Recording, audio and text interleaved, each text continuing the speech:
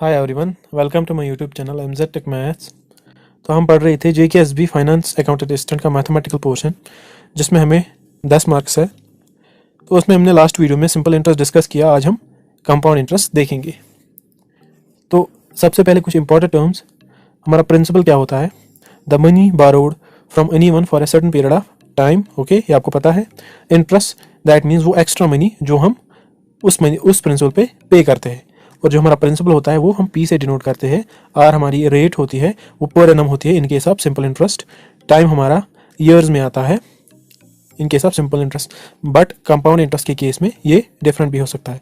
ये हाफली भी हो सकता है, दैट मीन्स हाफ ईयरली भी हो सकता है, क्वार्टरली भी हो सकता है, या हमारा जो टाइम है वो फ्रैक्शंस में भी दिया हो सकता है। ओके।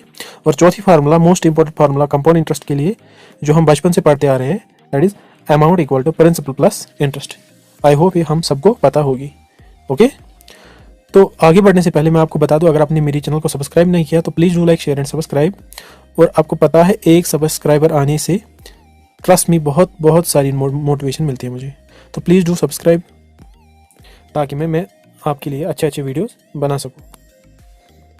तो अगर हम सिंपल इंटरेस्ट की बात करेंगे, सिंपल इंटरेस्ट हमारा ईयरली चेंज नहीं होता था। सपोज हमारे पास जो हम प्रिंसिपल होगा, सपोज 1000 रुपये होगा और रेट हमारी 10% होगी, और हम लोन 3 साल के ले रहे हैं सपोज।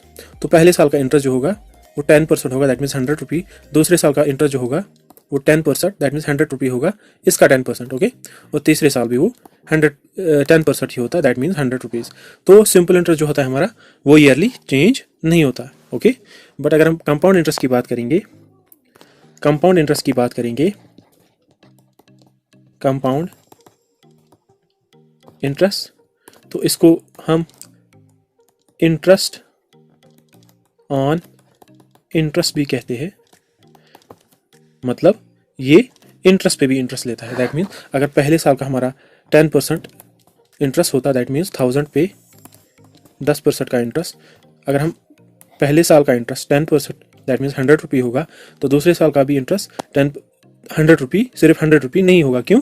क्योंकि यहाँ पर जो कंपाउंड इंटरेस्ट है वो पिछले साल का जो इंटरेस्ट होता है उस पर भी इंटरेस्ट लेता है। दैट मीन्स पिछले साल का हमारा प्रिंसिपल 1000 था और इंटरेस्ट 100 था।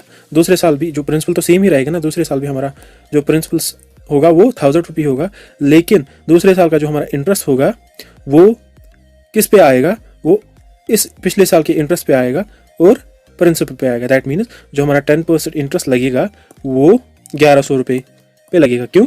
क्योंकि जो दूसरे साल का इंटरेस्ट होगा वो इन दोनों पे होगा ना, प्रिंसिपल और पिछले साल का interest. Okay. That means 1000 plus 100, that means 1100 पे 10% लगेगा।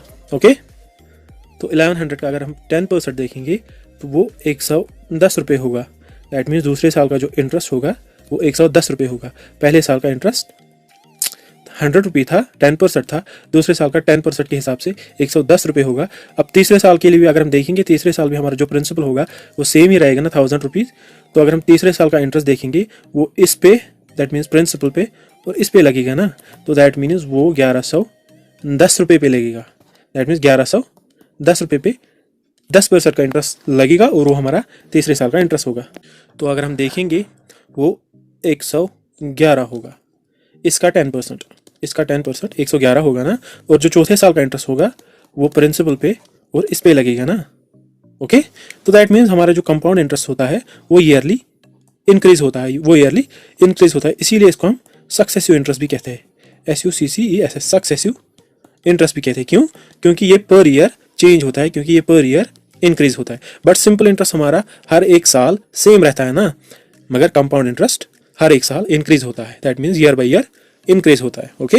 अगर हम इसको ईयरली लेते हैं, यहाँ पर अगर हम देखेंगे जो पहले साल का इंटरेस्ट होगा, सपोज पहले साल का जो सिंपल इंटरेस्ट होगा, पहले साल का सिंपल इंटरेस्ट वो हमेशा पहले साल के कंपाउंड इंटरेस्ट के बराबर होगा। दैट मीन्स पहले साल में जो सिंपल इंटरेस्ट और कंपाउंड इंटरेस्ट होगा वो सेम होगा। ओके।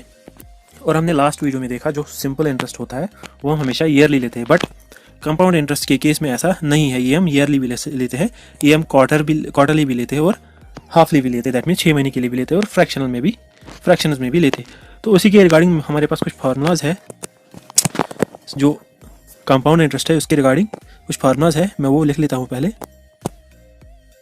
तो पहली फार्मूला हम सबको पता है, दैट इज़ वो अमाउंट हमेशा प्रिंसिपल प्लस इंटरेस्ट होता है। ओके, तो अमाउंट की फार्मूला जो होती है, पहली फार्मूला कंपाउंड इंटरेस्ट में वो ये है, amount is equal to principal plus 1 plus r by 100 whole raised power t। Okay, अगर हम टाइम ईयरली लेंगे, अगर हमें कंपाउंड इंटरेस्ट ईयरली फाइंड करना होगा तो उस टाइम हम ये फार्मूला यूज़ करेंगे। दैट मीन्स ईयरली अगर हम टाइम लेंगे। दूसरी फार्मूला जो हमारी होगी वो amount equal to principal 1 plus r by 2 whole by 100, r by 2 उसके बाद होल रेज़्ड पावर 2t। ये वाली जो फार्मूला है, अगर हमारा टाइम हाफ ईयरली दिया होगा, दैट मीन 6 महीने के लिए होगा, हाफ ईयरली। और तीसरी जो हमारी फार्मूला है वो क्वार्टरली, अगर हमारे पास टाइम दिया होगा, क्वार्टरली मीन्स साल का चौथा हिस्सा, दैट मीन्स 3। तो हमारा जो एक क्वार्टर होता है वो 3 महीनों का होता है। तो अगर हमें कंपाउंड इंटरेस्ट क्वार्टरली निकालना होता तो जो फार्मूला हुई हमारी वो a equal to p into 1 plus r by 4 divided by 100 whole raised power 4t। अगर हमारा टाइम, अगर हमें कंपाउंड इंटरेस्ट क्वार्टरली लेना होगा, QUARTELY, क्वार्टरली। ओके, उसके बाद जो हमारी चौथी फार्मूला है वो मोस्ट इंपॉर्टेंट फार्मूला है कंपाउंड इंटरेस्ट के लिए। अगर हमारे पास टाइम जो होगा वो फ्रैक्शंस में दिया होगा, सपोज हमारा टाइम 2 1/5 दिया होगा, 2 1/5 ईयर्स दिया होगा, तो इसका मतलब क्या है, 2 1/5 ईयर, दैट मीन्स 2 साल और साल का 5वां हिस्सा। तो अगर इस तरीके से हमारा टाइम दिया होगा, दैट मीन्स अगर हम इन जनरल लिखेंगे A/B/C, अगर इस तरीके से हमारा टाइम दिया होगा तो हमारी जो फार्मूला होगी उस टाइम वो ये होगी, अमाउंट इक्वल टू, ये हमारी चौथी फार्मूला है, अमाउंट इक्वल टू P हमारा यहाँ प्रिंसिपल है, 1 plus r by 100 whole raised power. यहाँ पर अगर हम फ्रैक्शन देखेंगे, जो पहला पार्ट होगा वो यहाँ पर पावर में चला जाएगा, that means 1 plus r by 100 raised power a into 1 plus, जो दूसरा पार्ट होगा फ्रैक्शन का वो यहाँ पर r को मल्टीपल होगा, that means r into b by c divide by 100 होगा, इसको ब्रैकेट क्लोज। तो ये हमारी चौथी फार्मूला है जो इंपॉर्टेंट फार्मूला है, यूजुअली इसी से क्वेश्चन आते हैं, क्योंकि हमारा जो टाइम होता है वो यूजुअली फ्रैक्शंस में आता है क्वेश्चंस में। ओके, तो ये हमारी 4 फार्मूला है रिगार्डिंग कंपाउंड इंटरेस्ट। ये आपको याद करनी है, आपको नोट करनी है और उसके बाद प्रैक्टिस करनी है, बस इतना ही है कंपाउंड इंटरेस्ट, ज़्यादा कुछ नहीं है। ओके, तो कंपाउंड इंटरेस्ट पे जो कुछ एग्जांपल्स होगी वो मैं नेक्स्ट वीडियो में डिस्कस करूँगा। तो लास्ट में, अगर आपको इस वीडियो से कुछ मिला हो तो please do like, share and subscribe and press the bell icon. Thank you.